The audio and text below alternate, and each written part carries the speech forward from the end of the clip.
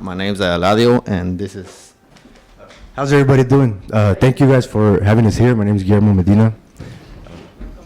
And you have to speak really loudly because that's just for the video. It doesn't. Oh, okay.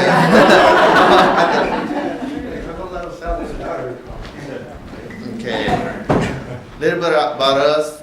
We were in detention center for 6 months, I was there for a year and a half. and this happened after we completed our sentence in prison. I committed a crime when I was a juvenile. Yeah, same thing. I'm a trouble juvenile. I committed my crime when I was 16. I was 17. Yeah. I ended up doing 13 years in prison with juvenile hall, county, and then prison. I don't know how. Yeah, and I did 17 years in prison from 17 years old to I think I was 35. And through this time in prison, like we started as troubled youth, and I was led through the gangs and living through all that violence. Some of this stories I don't really mention too much. It's just I got almost killed, tortured, and raped. And for me to go through that in prison, like I left the gangs, like I didn't want to die in prison. I rehabilitated, and after that, I realized I want to go home, but I had to go to ICE detention. Like I wasn't free yet. Yeah, so like, just like a lot of, we all have our fights and struggles.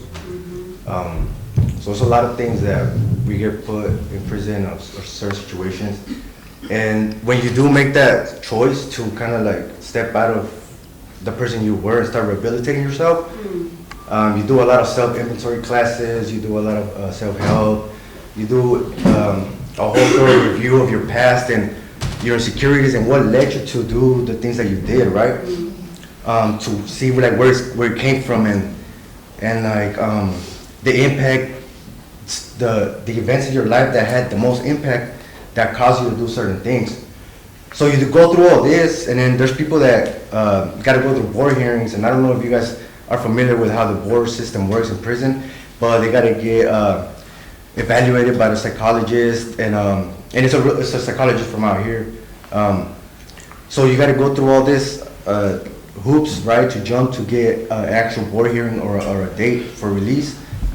And so I guess my point here is that we go through all these things to try to get that release date.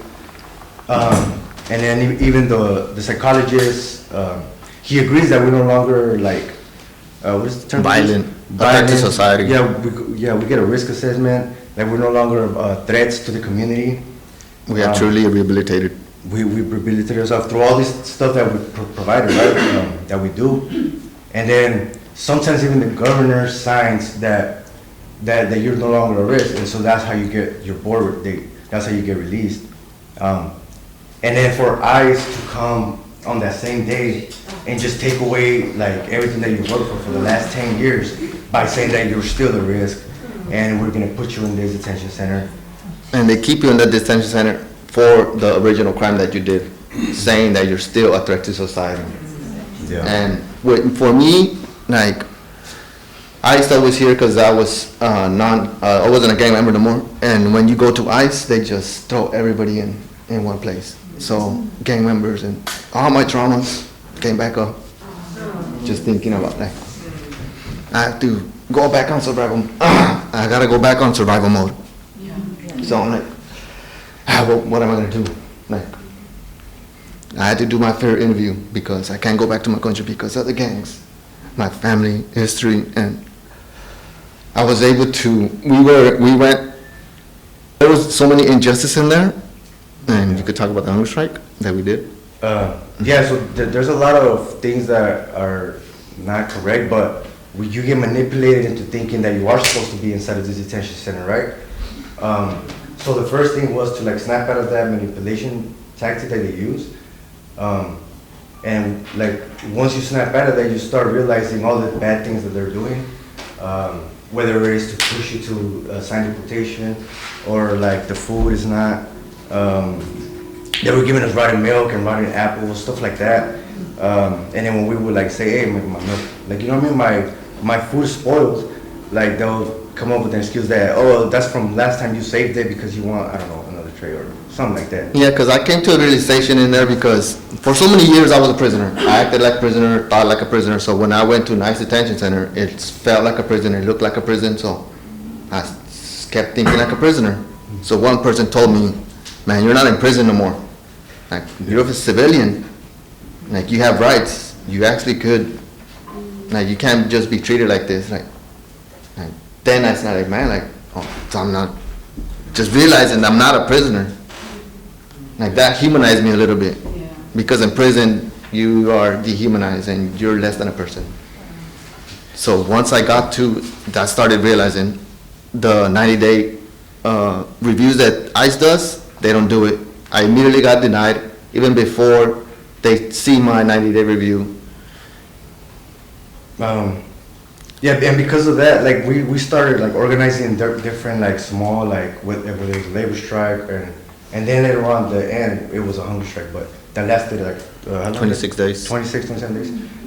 But so throughout the whole process, like, we're trying to organize small protests in there to try to like change the situation for people in there, not just for ourselves, you know, and then for people that are gonna come. And then so it wasn't until when we realized that Immigration Center actually has ICE or DHS, however, they actually have the prosecutorial discretion to release anybody that they see fit to be released, but they just never use it or exercise it.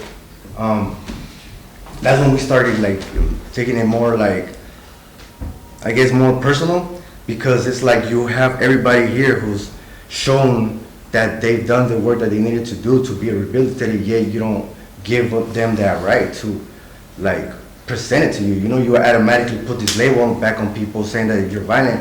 And so that's when we started, first we started with a labor strike, but that was because of the conditions of the facility. And then after that, we did the hunger strike that lasted 27 days. It was about 80 something people that started it with us. Yeah, because they want to pay us $1 a day to do work. And that's like wages from prison. And they get away with it because they say it's voluntary. But it's voluntary for some people, but when you charge for the phone calls, when you overcharge for the food, when you don't give them enough food, like the regular food they give, it's not enough, so you have to spend. So you work for like a week and you could buy like $5 of worth of stuff just to survive in there. And it's not even, like, I guess, well, me, the way I used to take it is, like, I've been in prison 13 years. Like, forget my feelings, and, like, I guess I'm used to it, you know? It doesn't make it right, but I'm used to it. But now when you start making a victim of my family as well, because now you're digging into their pockets in order for you know what I mean? Because regardless whether I tell my family, don't send me no money, like, I'm good, they're still gonna do it because they care, you know, they're gonna wanna buy it, but now they're barely making ends meet. And it's not just me, like, now you have people who were actually out here and then they got taken into the facilities, and now the wife stayed with the kids, stayed with their 2 jobs, and like, it's certain people have different scenarios, how it affects their life, but nevertheless, like, seems like it's just a for-profit system, you know, that just takes advantage of like everybody else's pockets. Well, with all our work that we did inside, and the showing us, because I got out of on a bond hearing, the judge considered me not a threat with the community and the support of my family and everybody that I've been surrounding myself with.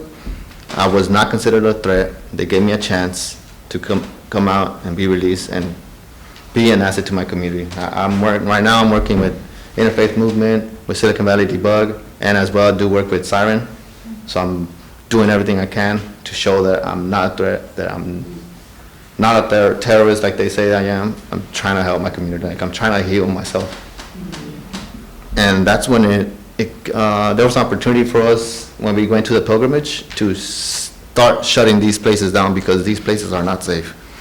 These places just bring more pain. They just for profit, like they destroy the community around as well. They say they bring money to the community. Like most of the workers there, they don't even live in that community. They live like 20, 30 miles away. So when they say they bring jobs to them, they're not really bringing jobs to the community. And they lie to the community that they do. Yeah. Talk about the privilege. Yeah. So the only thing that I would add was since we've been out, I've also worked with certain organizations and joined certain events. One of them was a pilgrimage that we joined together. This is like a pilgrimage. Oh, I think 5 days? Huh? 5 days for detention centers? Because there's 6 detention centers in California right now. Yeah. Golden State Annex, the one we were in, Mesa Verde, Adelanto, Otay Mesa, and there's the last one. Well, there was 16 at one point, and they have been shutting them down. Yeah. Like Interfaith Movement just shut down Yuba County Center, and Adelanto Center has 3 people in it, and that place holds up to 2,000, but they keep it open just to at least hold those 3 people. Yeah. And we're working on shutting that one down, but with this new administration, we're scared that they're gonna wanna open up more. And that's one thing that we wanna ask as well. It's just to show support for them not to open more detention centers here in California.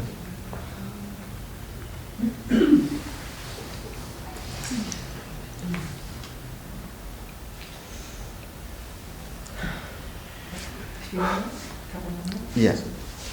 No, I just want to talk about like just Trump coming into office. It affected us deeply. Like me, myself, I had a case, an asylum case, and it was administratively closed. So I was kind of like, okay, I'm good. I don't have to worry about it. I have a U visa pending, so I was living my life, and but just with him coming up, of course, he's gonna want to reopen our cases, trying to get us deported, because for him, we are the bad immigrants. We committed a crime. We don't deserve to be here. We're not human. Like, for him, we're criminals. Like, for him, even, because I don't believe in the bad and good immigrant, because for him, everybody is bad, just on the case that they came here. So for him, we're all criminals. Every immigrant is a criminal to him. One thing that I always ask was, I know a lot of people are like, well, you are a criminal because you got, you know what I mean? Because you did commit a crime when you were 16, but one thing I do ask wherever I go is like if anybody in this room is the same person that they were when they were 16 years old, then like, I'll take that. Then, all right, I'm still, but I'm pretty sure that we're all grown and we're all mature and learn, through life lessons. So like for somebody to say that you're still the same person you were as a kid, I don't believe that to be true at all.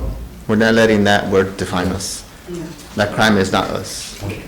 We want to take a couple minutes to, if y'all have any questions, but before that. Yeah, there's gonna be a call to action December 2nd. We wanna ask people to support and go to Sacramento with us, because we're trying to get a bus in San Jose, trying to get as many people up there so we could show support for the mass deportations. I think the governor's gonna do something over there, but so us as immigrants, us as the people that are gonna be affected the most, like in one saying, Cesar Chavez said that you cannot scare a person that's not afraid no more. I'm not scared no more. Like, I've been through the worst. Like, he's already targeted me. He already wants to deport me. So like, what else can he do? So I'm standing up, and I want to fight. I want to fight for my life. My friend wants to fight for his life. We want to fight for our families. We want to be here. We want to fight for our community. The fight for the people that are still inside suffering. Because in there, they still did hunger strikes in there just to be noticed, just to be heard. Because that's what we did. And we went to support them as well because we knew what they were going through. Yeah. Anything else, Lizzie? No, that's it. What's the pilgrimage? The pilgrimage? The pilgrimage is led by Iron for Child. And it's like a 4 to 5 day event where we go, we take a bus, and I think this time we left, where did we leave? Yeah, Bakersfield. We we- meet at Bakersfield, everybody that attends, and then we get on that bus, and then we travel to like detention centers and like sometimes a prison or another one, and then we like We inform the community, Yeah. and us we were formerly detained in those places, bring awareness to the community about these places, about that they're not needed, about an alternative to the detention centers. Yeah. So it's just us. It's kind of scary because like we are like have ICE cases still pending on us, so it's like, is it gonna affect us? We have to go through checkpoints, and that's like another thing, like this year is gonna be a little more scary if we do a pilgrimage, because I don't know if they're gonna be more funding for more checkpoints, opening up more, so I'm like, I don't know if I wanna go this time, but I have to, I want to, I wanna fight. The pilgrimage is for us, and for us, it's a chance to heal for us as well. Just to like, be part of a community. Like something beautiful, like just having your supporters to like, being there and showing support, it's just, I've been on that pilgrimage, and I was on the first one, and Yeah. I have to say, one of the most powerful parts of that was about half of our bus was Faith folks who had leaders. been in detention before, and your powerful witness in front of the very detention centers that you had been in was extremely powerful, let alone those really scary checkpoints that we had to go through. And you are taking your lives in your hands, and I thank you for your courage.